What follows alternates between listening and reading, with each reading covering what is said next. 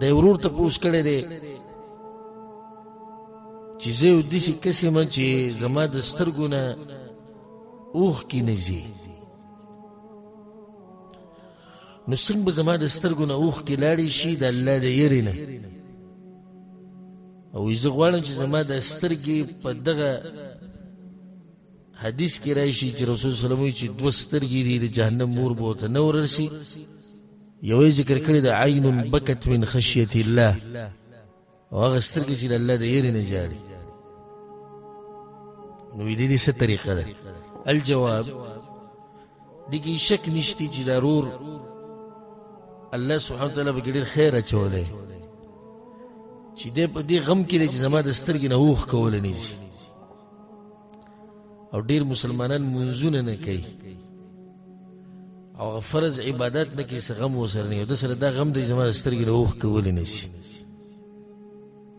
دلیل په دې باندې چې د سائل له زړه ژوندې دی، شوق د الله دې سره. دا خو یو موضوع ده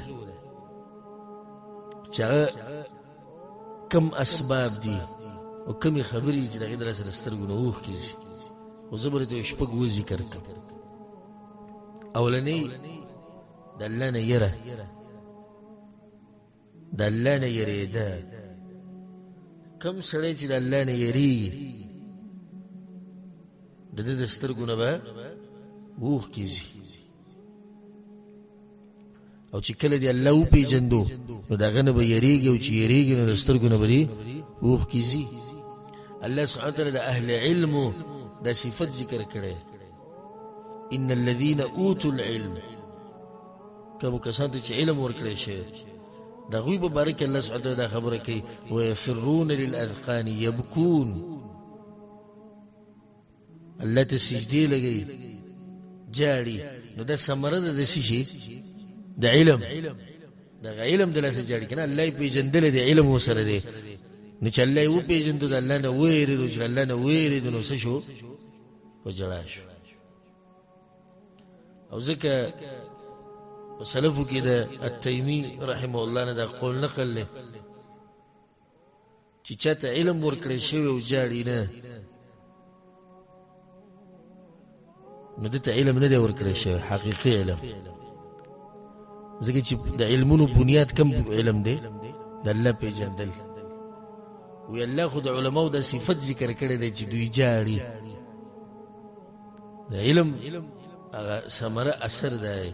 نو د الله نه یریږي ته به جاړي، او د الله نه بالا یریږي چې کله تاسو سره علم یې الله وپېژني. دویمه خبره قرآن تلاوت کول او باغی کې سوچ کول. په دې باندې ډېر زیات آیتونه الله سبحانه وتعالی د پیغمبرانو تذکرہ کړی د اولئک الذین انعم الله علیهم من النبیین من ذریة آدم وممن حملنا مع نوح ومن ذریة ابراهیم واسرائیل وممن هدینا واجتبینا. الذي طول تذکرہ کړی به سوی اذا تتلى عليهم آیات الرحمن خروا سجدا وبكيا. کله چې دوی د رحمان آیتونه ووري نو په سجده شي او جاړي. عبد الله بن مسعود رضی الله عنه وی رسول صلی الله علیه وسلم اقرا علی القرآن، دا قرآن ول اجزاء وور. وموت يا رسول اقرا عليك وعليك انزل، استاذ عمر کې به تلاوت کوم په تاسو نازل شي. رسول صلی الله علیه وسلم اني احب ان اسمعه من غيري، لما دا خوخه دي زید بل نور. فقرات عليه سوره النساء، سوره النساء می شروع دي آیت راورسلم فكيف اذا جئنا من كل امه بشهيد وجئنا بك على هؤلاء شهيدا. نو څنګه به هغه وخت چې په هر امت باندې به موږ دغه پیغمبر گواکو او په هغه پیغمبرانو باندې به اے پیغمبر ته گواکو. وی رسول صلی الله علیه وسلم حسبك بس. فالتفت الیه فاذا عیناه تذریفان. ورسول صلی الله علیه وسلم دسترګو نه اوخ کړه روانه بری ګره باندې. امام بخاری امام مسلم دا حدیث راوړي چې کله یو سړی په قران کې سوچ وکړي نو دیبه جاړي. خو اله به جاړي چې د قران خو پوېږي کنه، نو قرآن تلاوت هغه باندې پویدا پای کې سوچ کول د دې د لاسه د انسان د سترګو نه اوښ کیږي. درېمه خبره چې ته اجر معلومي چې د جړه څومره اجر دی، دا یو اهمه خبره. ابو هريره رضی الله عنه روایت ته امام ترمذی امام نسائی راوړی، رسول صلی الله علیه وسلم لا یلج النار رجل بكى من خشيه الله، هغه سړی به جهنم ته نزي، اور به ته نه رارسي کوم سړی چې جړلی د الله د يرنه حتى يعود اللبن في الضرع، تر دې چې د پي د غولانزو ته واپس شي نه، چې د پي واپس شي نه دی واپس شي، ځکه دا خبره زګي دی به نزي جهنم ته. هغه خو معروف حدیث ته صحیح بخاری صحیح مسلم کې چې و کسان به د عرش په سوري کې یو پکې څوک ته ورجل ذكر الله خاليا ففاضت عينه، یو سړی د الله تعالی یاد شو یوازې وی چړل، یوازې چړه د دې خو بیا ځان لا سری یو مخامخ جړه کې دي شو کې دي شي الله لپاره خالص او کې دي شي دي کې صحیح ریاکاری او ځان له یوازې د الله د یری نه جړه کول دا واضح خبره چې د الله د یری نه او اخلاص پکې. سلورمه خبره په دې خپل حال کې سوچ وکړه او دې ګناونو ته سوچ وکړه او به دې ته سوچ وکړه چې الله ته مخامخ کې دې دلته انسان د سترګو نه اوښ کیږي. نیکان خلق د دین مشران سحر ما خام بغوي چړ چا به ته پوښتنه کوولې وې زه ریګم چې الله ما په دې ګناونو ویني او زه ته مخامخ شوم، ما ته چې اخو شورک شي. سفیان رحم الله مبارک رضی اب ډیر زیات جړل، چا به ته پوښتنه کو ته ولې جړې وې دې څنګه چې الله نه د مرګ په وخت کې د ایمان واخلي، الله نه چې تر ایمان ونخلي یعنی په دې یره کې او څومره اوچت انسان دغه په دې یری خلکو ته ولي جاړي وې جاړم پر خپل ایمان باندې چې مرګ په وخت کې چې ته ګډوډ نشي. اسماعیل ابن زکریا رحمه الله د گاونډي چې کوم حبیب ابن محمد داغه مبارک وي سحر به ما د جړه وریدا او د شپې به مې وریدا، نو کور ته ورلم ما ته پوښتنه کو د خزینه مې ورته پوښتنه کو چې ستاسو خاون له څه چل وي، ما ته وی چې په الله مې قسمی هغه جاړي د دې لاسه ما ته پوښتنه کړې چې سحر کې نو جاړي وي پته نشي چې ما خام برمر راځي وکنه او چې ما خام شنو جاړي وي پته نشي چې سحر برمر راځي وکنه، الله ملاقات بو تر آیات شو. یزید الرقاشی رحمه الله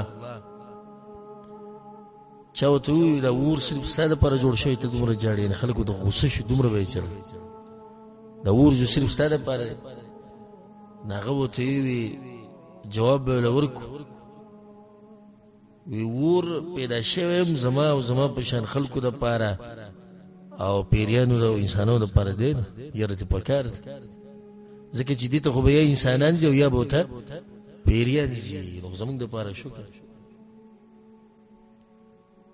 عطاء السلیمی رحمه الله د زیات به جړل چې ته پوښتنه کوي ولې ډیر جاړي او ته وی حق تباش چې ته پوښتنه الموت في عنقي، مرګ زما په غاړه دی، والقبر بيتي قبر زما کور دی، وفي القيامة موقفي او قیامت پر الله ته مخامخ کېده و درېده دي، وعلى جسر جهنم طريقي او د جهنم په پل باندې تیرېده دي، ولا ادري ما يصنع بي ودره ته پدې چې سبا کېږي نه جانم بنه نه ټولې جړه خبرې دي چې مرګ راته پروت ته قبر می کور دی او قیامت پر الله ته و درېده دي په پل سیرت باندې تیرېده دي او پته راته نشي چې کېږي بس نتیجه دار چې جاړي وا. امام حسن بصری رحم الله مبارک راځي چې یو ورځ د شپې را پاسره په جړا شو، سم په جړا شو، خوب نه پاتې په جړا شو، نه کور والا هغه سره په جړا شو، په دبا نه زړه وسوځي به دې ته اوسو کو ته ډېر ځات وجرولي یو ګناه راته راځي شی او ما کړی و مخکې دا غیر نه موجل چې الله له وسه جواب ورکو. تمیم الداري رضی الله مبارک رضی چې ورځ د تلاوت آیت تلاوت کو ام حسب الذين اشترحوا السيئات ان نجعلهم كالذين امنوا وعملوا الصالحات. آیا دغه خلکو دا ګمان دي کم چې ګناونه کوي چې موږ به دوی د نیک عمل خلکو په شان کو یو شان به ګړو وي د سهار پورې د آیت وی جوړل یعنی ځان وته ګناګار ښکاري. حذیفه ابن الیمان رضی الله عنه به ډیر زیات جړل چې ته اوسو کولی جاړي وي پته راته نشتی چې ملاقات د الله سره کوم خو پته نشي چې الله راضي دی او که ناراضه دی. سعد بن الاخرم هغه وزید عبد الله بن مسعود رضی الله عنه سره په روانو ما او د ور په یو بټۍ باندې تیر شو چې وسپنه به کې ویلي کوله نه وسپنه چې راوغسته عبد الله بن مسعود وګدو بجړا شو سمي وجه خلکو ته ویلي جاړي ابو عبدالرحمن و چې وسپنه سره دا حل کوي زموږ سره به سهال کوي چې کله انسان ته خپل ګناونه یاد یو بدی کې سوچ کوي او په خپل حال کې دی جاړي. پنځمه خبره چې سړی خپل کوتاهی کې سوچ کوي چې الله مبارک مانه کوم کوتاهی شوی او ګناونه را یادي نو دې درسه انسان له جړا ورسي. شپږمه خبره چې سړی په دې خبره کې سوچ کوي چې زما اخر خاتمه بسنګي د دنیا نه چې زموږ ایمان بر سره وکنه وي په کوم حال بمرم د دې درسه انسان د سترګو نه وښ کیږي. لکه رسول سلام چې دا خبره کړه په صحیح بخاری صحیح مسلم کې دا حدیث لا تدخلوا مساكن الذين ظلموا انفسهم ان يصيبكم ما اصابهم الا ان تكونوا باكين. دا خلکو کورونو ته ولا قوت مزي کم چې الله تبا کړی د عذابونه بیروستي چې به تاسو راشي او که زینو په سهل کې زی د جړا په حال کې یعنی یریږي چې د خاتمه چې زمونږ دي سی ونه شي. ځکه امام نووي رحمه الله دی حدیث باندې باب تړلې باب البكاء والخوف عند المرور بقبور الظالمين ومصارعهم والتحذير من الغفلة عن ذلك. باب بیان د دې کې چې جاړي به چې کله ظالمانو په قبرونو په کورونو تیري ولې ځکه ته په اخر خاتمه را یاد شي چې د دې خلکو خاتمه خو په دې عمل شوی له زمونږه به ګوره په سکه ومه خبره خدا به اخرنی ذکر کو بیانونه اوریده درسونه اوریده خصوصا هغه بیانونه هغه درسونه چې هغه د زړه نرمي لکه د عرباض بن ساری رضی الله عنه معروف حدیث دی بار بار مونږ بیانو امام ترمذی امام ابو داود امام ابن ماجه ټول راوړي. وعظنا النبي صلى الله عليه وسلم موعظة بليغة ذرفت منها العيون ووجلت منها القلوب. ورسول صلی الله علیه وسلم یو پیر مونږ ته نصیحت کو خو ناشنا نصیحت کو زړونه ورپیدو د سترګو نه وښ کې روان شو. روایت کې راځي چې هر صحابي سر ټټ کړو او د جړا د आवाजونه راتلو د هر ځای چې کله انسان دې درسونه او بیانونه او خطبه او دې علماء او چې راوي خبرې اثر کوي قرآن او حدیث بیانې نو دې بیانونه اورېده په کار دي د سر د سترګو نه وښ کیږي د یو څو خبرې موږ په تادی کې ذکر کړو نو په دې باندې چې عملو کې ان شاء الله د دې نعمت نه محروم کیږي. الله سبحانه وتعالى دا صفت په من کې پیدا کړي. والله اعلم.